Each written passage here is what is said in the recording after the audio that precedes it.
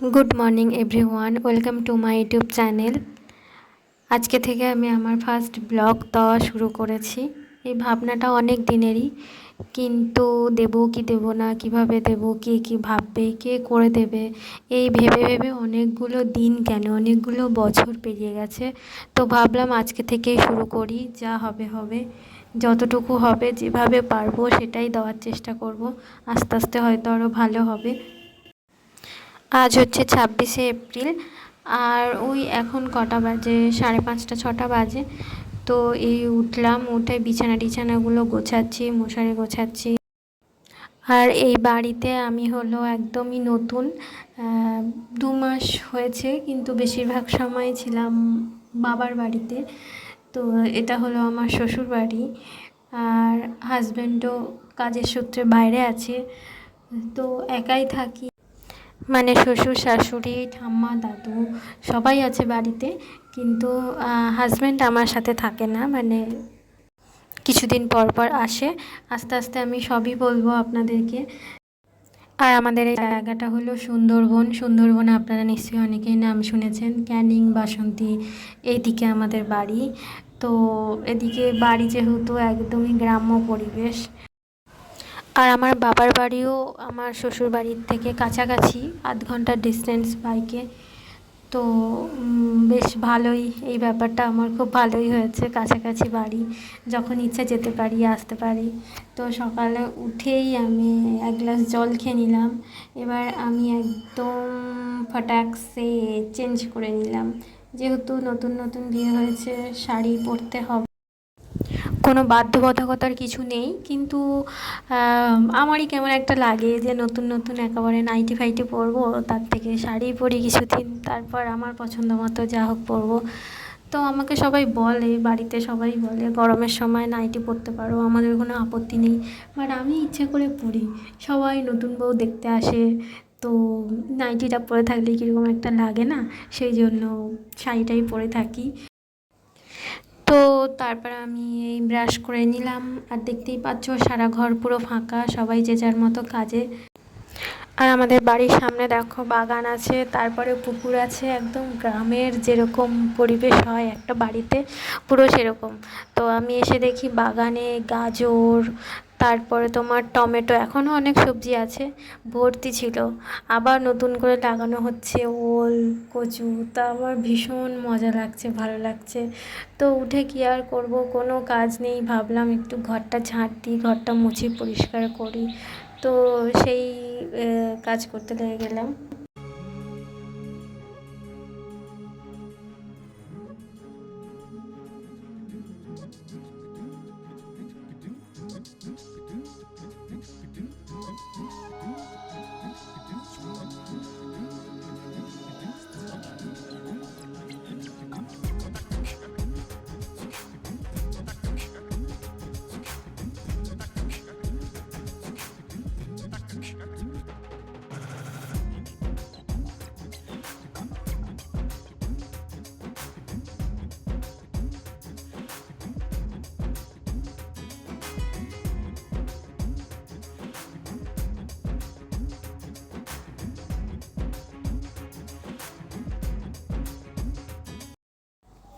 আর এদিকে দেখো আমার শাশুড়ি মা হচ্ছে ঝাঁটা বানাচ্ছে, ঝাঁটার কাঠি তুলছে। মানে গ্রামের মানুষরা কখনো বসে থাকে না, কাজ না থাকলেও কাজ খুঁজে নিয়ে কাজ করবে, এটাই হচ্ছে ব্যাপার। আর আমাদের গাছে দেখো কত আম হয়েছে, আমার বাবার বাড়ির গাছে আম ধরেছিল কিন্তু সব পড়ে গেছে, আর এখানকার গাছে আম ভর্তি হয়ে গেছে। আর এদিকে হচ্ছে এই হলো দাদু ঠাম্মা দুজনে আম গাছের তলায় একটা বেঞ্চ পাতা আছে, ওখানে বসে বসে গল্প করছে। সারা দিনই ওনারা গল্প করেন, সুন্দর সময় কাটান, আমার দেখে ভীষণ ভালো লাগে। এই দেখো এই আর একটা গাছে আম হয়েছে ভর্তি। আর এইটা হচ্ছে নতুন বাড়ি, এটা নতুন করা হয়েছে, আর এটা পুরনো বাড়ি, আগের বাড়ি। আর হচ্ছে দাদু আমাকে আবার 2টো কেক দিল খাওয়ার জন্য, বলছে খা। আমি হচ্ছি ওনাদের নাত বউ। তো ঠাম্মা বারবার করে খেয়েছিস খেয়েছিস, খেয়ে নে, যখন ইচ্ছা হবে, যখন খিদে পাবে খেয়ে নিবি। সারাদিন এই করতে থাকে। আর এই আবার দাদু দেখো গাছ দুটোতে জল দিচ্ছে। এটা হচ্ছে হেনা ফুল, ভীষণ ছোটো ছোটো ফুল হয়, এত সেন্ট বেরোয় কি বলবো। আর এই দিকে এটা হচ্ছে ধন্বন্তরী গাছ, ঔষধি গাছ একটা, ভীষণ উপকারী। তো পথের দুপাশে দুটো গাছ আছে। আবার এদিকে দেখো বাবা বাজার থেকে মাছ নিয়ে চলে এলো। কি মাছ এনেছে, আমোদি মাছ এনেছে, আর এটার মধ্যে আছে চিংড়ি মাছ। তো মা আবার মাছ কাটাও শুরু করে দিল।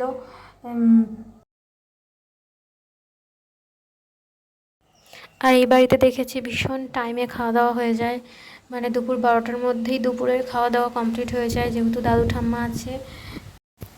আর দেখো দাদু ঠাম্মা পান্তা খেতে বসে গেছে, দাদু চেয়ারে বসেছে আর ঠাম্মা চেয়ারে বসতে পারে না, ওই জন্য নিচেই বসেছে। আর এরপর আমিও টিফিন করে নিলাম, সকালে ওই কেক খেয়েছিলাম, আর তারপরে মুড়ি, ছোলা ভেজানো, চানাচুর, স্যালাড মুড়ি মতো বানিয়ে নিলাম। হ্যাঁ আমি খাবো, আমি পান্তা খাই, মাঝে মধ্যে খাই, রোজ খাই না, ভালো লাগে না অতটা। আর এদের বাড়ির সবাই, দাদু ঠাম্মা, বাবা মা, কেউ আবার মুড়ি খাবে না, পান্তা খাবে, পান্তাই পছন্দ মানে। আর তারপরে এই দেখো চলে এসছে ছোট সদস্য, এ হচ্ছে সম্পর্কে কিন্তু আমার দেওর হয়। তো আমাদের বাড়ি সবসময় আসে, ওর ঠাম্মা দিয়ে যায়, সকাল বিকাল দিয়ে দিয়ে যায়, যেহেতু আমি আছি, আমি নিতে খুব ভালোবাসি, আমি সারাক্ষণ ওকে নিই, তো ওর ঠাম্মাও ওকে দিয়ে যায়। তো দেখো কি কিউট। আর এখন মানে উল্টাতে শিখেছে, শুয়ে দেওয়ার সঙ্গে সঙ্গে উল্টে যাবে, বেয়ে বেয়ে চলে যাবে। আর ও একটু একটু খেতেও পারে, তো ওই জন্য আমি ওকে একটু একটু করে মুড়ি দিচ্ছিলাম, ও খাচ্ছিল। ওর এইদিকে খুবই ভালো, যা দেবে মুখে ওর খেয়ে নেবে। আমি তাই ভাবলাম একটুখানি চানাচুর দিই, দেখি সেটাও খেয়ে নিচ্ছে, ওর ঝালও লাগছে না। তারপরে আমিও খাচ্ছিলাম, ওকে একটুকুনি মুড়ি দিচ্ছিলাম। তো এইভাবেই সময়গুলো কাটছে আমার এখন।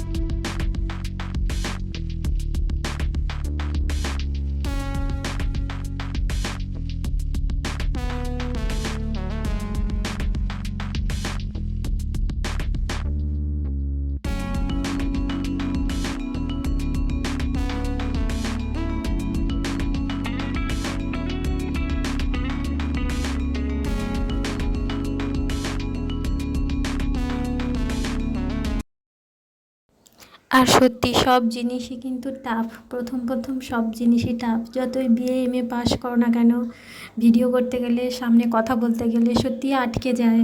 আর হচ্ছে আমি যেহেতু একদমই নতুন, তো ক্যামেরায় কোন দিকে তাকাতে হয় আমার সেটাও ঠিকঠাক জানি না। আর তারপর দেখো আমার একটা পার্সেল চলে এলো, একটা বই অর্ডার দিয়েছিলাম, তো মিশো থেকে অর্ডার দিয়েছিলাম, দেখলাম যে খুব সুন্দর, রিভিউ অনেক ভালো, তো দেখলাম অর্ডার দিয়ে দেখি। তো দেখা যাক, এখনও পড়ি তো নি, জানি না কেমন। বইটার নাম হচ্ছে বৃষ্টি বিলাস, হুমায়ুন আহমেদের। তো ওটাই আমি খুলছিলাম। তো বইটার ভেতরে খোলার পরেই একটা ওখানে একটা কার্ড দেওয়া আছে, সেখানে লেখা আছে কি, যে প্রেমে না পড়ে বই পড়ুন। লেখাটা দেখে তো আমার ভীষণ পছন্দ হলো, সেটাও তোমাদেরকে দেখাচ্ছি দাঁড়া। তো তারপর আবার দুপুরের খাওয়া দাওয়া শুরু হয়ে গেল। মেনুতে ছিল হচ্ছে সাদা ভাত, শাক, আলু, মাছের মাথাতে একটা তরকারি, আমুদে মাছের ভাজা, আর হচ্ছে আমুদে মাছ দিয়ে, আলু দিয়ে, বেগুন টেগুন দিয়ে একটা তরকারি। তো তারপর রুমে চলে এলাম, এসে ভাবলাম বইটা একটু পড়ি। দেখো লেখাটা আমার এত পছন্দ হয়েছে, তোমাদেরকে আবার আমি সেই লেখাটাই দেখাচ্ছি। তো বইটা নিয়ে এক পাতা দু পাতা উল্টাতে উল্টাতেই চলে গেল কারেন্ট। তো নিচে গরম লাগছিল, আর বাইরে ভীষণ হাওয়া হচ্ছিল, তাই ভাবলাম একটু ছাদে গিয়ে বসি। তো ছাদে এসছি, বসছি, এদিক ওদিক ঘুরছি, ভিডিও করছি, এইভাবেই দিন কাটছে আর কি। থ্যাংক ইউ, কেউ যদি ধৈর্য ধরে এতক্ষণ আমার ভিডিওটা দেখে থাকেন তার জন্য।